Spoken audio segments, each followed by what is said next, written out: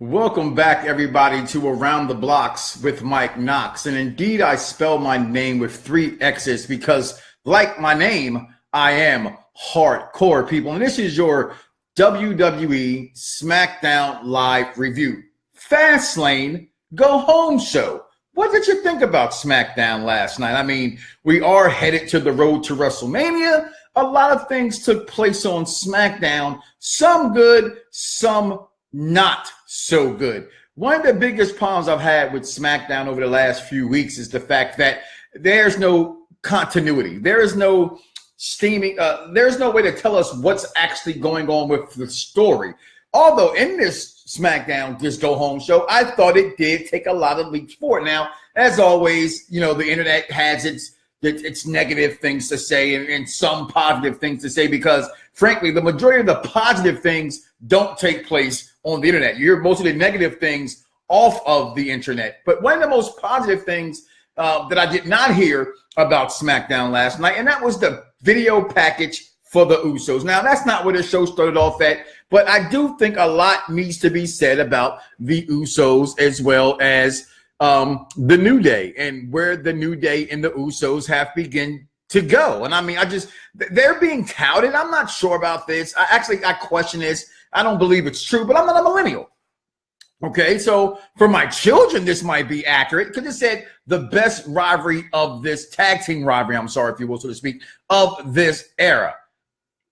What is this era? Is that the last 5 years? The last 6 years? The last 7 years? The last 8 years? The last 10 years? If that's the era, then millennial or not, this is the best rivalry in the WWE tag team wise in this millennial era. And the Usos and the New Day, I'm excited about where they're going. Now, we've had Hell in a Cell with these guys. This tag team has given us everything, this tag team matchup.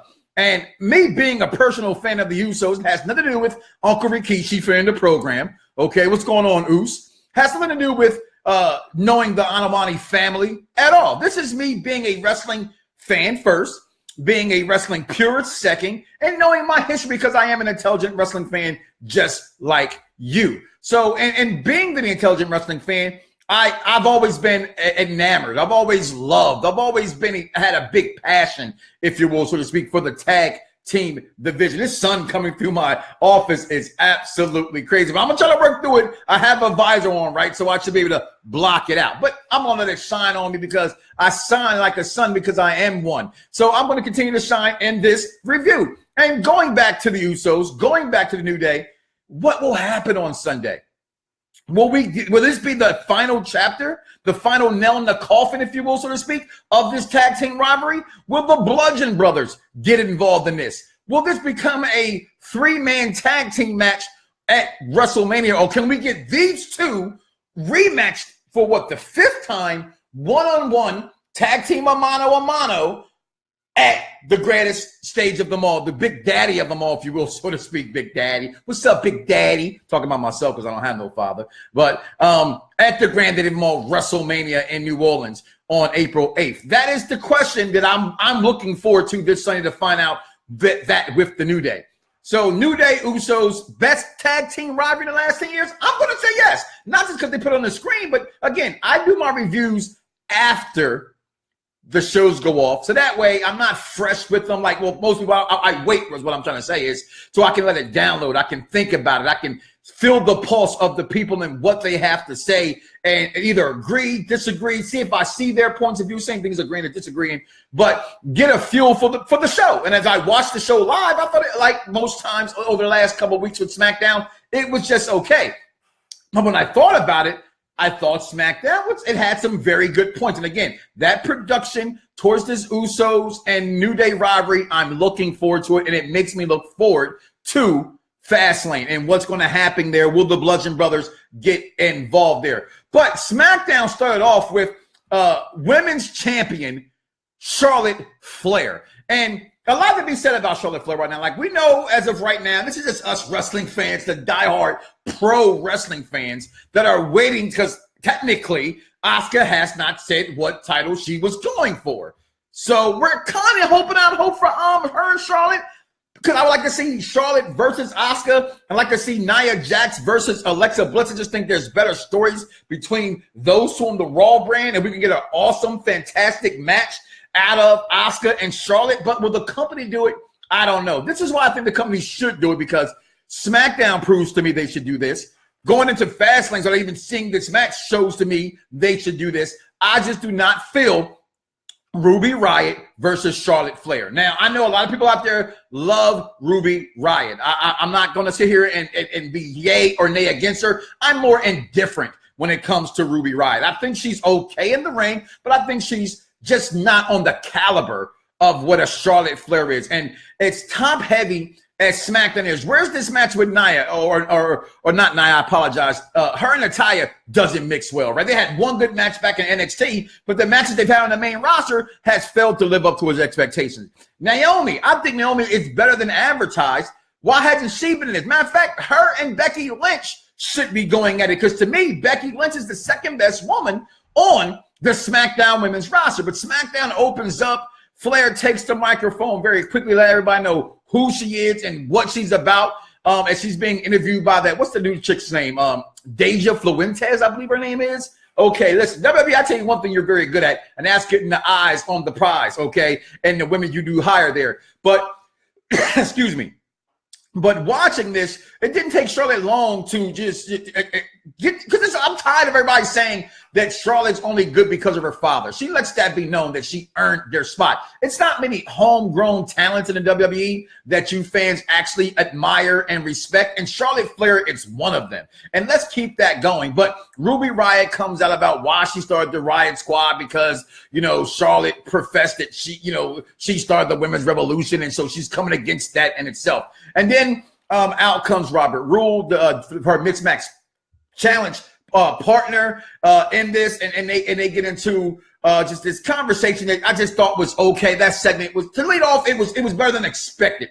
But then we get a Randy Orton versus Jinder Mahal match, and here's what I'm afraid of: is Jinder Mahal defeats Randy Orton. There's what terrifies me. I hate lazy booking. And the WWE, who I'm a huge fan of, I mean, you can see my whole wall because I'm no longer using my camera. I'm using my computer now. It's full, and this is my side, if you must know. I have a lot more than this. It's just I work in an office with my wife, and my wife says, no, it's not all just your office. You can't have it all. But you can't see it all. Let me move it up a little bit. You can see a little bit more stuff than what I'm allowed to have in my section of my office, right? But I can't. So this is my side. This is what I put up. A lot more to go. But and watching this, I'm afraid in this lazy booking from the WWE is that just like on Raw, which I'm okay with, the Seth Rollins, the Finn Balor, the Miz triple threat match, I don't want to see a triple match between Jinder Mahal, Bobby Roode, and Randy Orton. I just don't. Can we somehow, some way get Jinder Mahal not to be a part of this? I think that would be much better. Then we had a match between Becky Lynch, who I just said who I think is the second best woman on the SmackDown roster, come out against the Money in the Bank winner, Carmella. Guess what, people? I forgot about Carmella. Is it okay to say this? I'm going to say this as the sun is shining on me because I sound like one. Really? Is she irrelevant without, dare we say it? Can it be true? The intergender champion of the world, James Ellsworth? Is it true? It's Carmella, F-A-B-L-O-U-S, fabulous. Without James Ellsworth, she's not. I forgot she had the Money in the Bank briefcase. But I tell you one thing, when I remember she had the Money in the Bank briefcase, I think we're going to get a cash in at WrestleMania. I do believe that in my heart of hearts. But then we get Dolph Ziggler comes out and confronts AJ Styles. And listen, for those who don't know, you're about to find out. I am a huge Dolph Ziggler fan. And I think a dream match, Dolph Ziggler versus AJ Styles, is an awesome match. I know I'm probably alone in this apple tree by myself when I say that, but I love to see that match. And I thought they were doing an incredible job in that match leading into the six-pack challenge coming Sunday. But then Styles and all this conversation, the six-pack challenge match is coming. AJ Styles hits the ring, and as he's scheduled to face Dolph Ziggler, look as has a few words for the Unite, the WWE universe right there. And what does he have to say? Styles said that Cena won't win because he wants to headline WrestleMania against Shinsuke Nakamura. He said that on his own. He doesn't want to do that. He wants the one-on-one. He wants to give the fans what they want to see, and that's one-on-one versus Shinsuke Nakamura. But I asked you the question that I asked you last week with this. I don't think it's going to happen, but I'm asking you the question. Would it be so bad to have John Cena inserted into this match? Because I tell you one thing, it'd be a high-profile match. I tell you another thing, if you put John Cena in this match, you're going to have a lot of story involved, and that's what I think would be pretty damn good if you add John Cena. I don't think it's going to happen. I told you guys on the Around the Bloxxx with Mike Knoxxx Raw review, it's definitely going to be The Undertaker versus John Cena. You saw the hand gesture. He didn't point at the sign. He had the cupping, if you will, so to speak, of The Undertaker sign, looking at the that sign, looking at the WrestleMania sign. So that, to me, tells me it's definitely Taker versus Cena. Something I don't want to see, but I probably still will mark out for it because it's Cena, Taker, and I think you get Taker to win this match, but that's way ahead of ourselves right now. But then, like I said, Ziggler interrupts, and he has told his side of being champion and how the fans turned on him. And I don't think the fans really turned on Dolph, as I'm still a Hill Ziggler fan. The company turned on Dolph, which and then turned the fans to turn on Dolph. Like, we can't get behind someone that we keep getting jerked around, with 70-30 booking. Okay, and get behind somebody. But I did like that segment between those two, which led into the impromptu match that I spoke about, which I thought was really good. But the match ended up in a double disqualification, which then led to a 5-way main event match, which was completely insane, guys. If this is a sign of things to come for the six-pack challenge, I tell you one thing, we're going to be entertained in the wrestling match. Here's the problem with the whole thing is nothing's ever happened at Fastlane worth a damn, right? Goldberg won it last year, but who really gives a about Goldberg? I never cared about Goldberg in that match. We knew it was going to happen. We knew he was going to win against Kevin Owens, and we were actually more mad that KO Mania didn't go into WrestleMania as the champion against Jericho, because I think that would have been bigger. I know Jericho says it wouldn't have been because of the status of Goldberg, and he's entitled to that, and he knows a lot more about the business than I ever will do. But I know my fair share, enough to say as fans are concerned, we would have loved to see that match for the title with Kevin Owens and Chris Jericho. Here's what I thought was great, and again, I'm on social media, and I hear the hooping, the hollering, and the raving, and the bickering, and the crying, and the bitching about how they're not interested in that match, and how how in that six-pack challenge match, the end of that match, rather on SmackDown, was why have Sami Zayn then turn on Kevin Owens? I thought it was brilliant.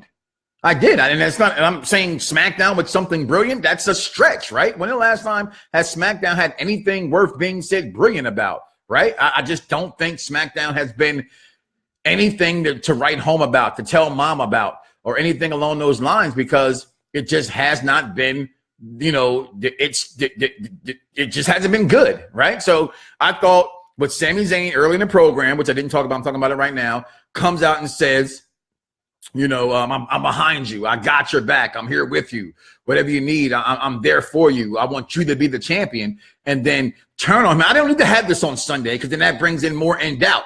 To me, this makes Sunday even better, because now we don't have to worry about those two doing whatever and screwing AJ. Now we know that Sami Zayn wants the title for himself, which what he should want to do. Okay, I love it. It was going to happen. I didn't want it to happen. I thought it should have been held off at SummerSlam, but it was going to happen because they need a match at SummerSlam, because my eyebrows might be on the line here about getting Daniel Bryan back in the ring. So until I see Daniel Bryan sign it out of line or talk about a match, we haven't seen Daniel Bryan really in 2 weeks on SmackDown. I just don't know. So I'm fine with Sami Zayn turning on Kevin Owens. I can't wait to get my KO Mania 3 shirt. That's for damn sure. And I'm really, really waiting on it. But I did love that match.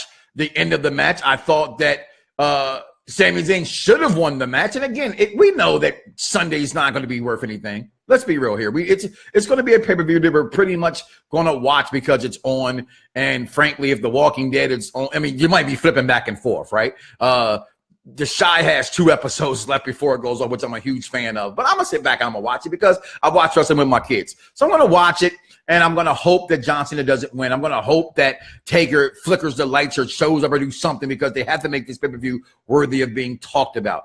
And it leads us into more things going into WrestleMania. We need to have certain things finalized. The one thing, again, I don't want to see finalized is a triple threat match for the U.S. title like it is for the Intercontinental title, because I don't need to see that. But what I do need to see out of the SmackDown side, because right now those guys are completely dropping the ball. Outside the tag team division, there is no interest for SmackDown. There's just no interest there. There's no emotion. Yeah, they're going to give me good matches, but those who've been following me over the years on BDSR networks, and you can follow me wherever social media is so, which is absolutely free at Mike Knoxxx with 3 X's. But again, you already know that.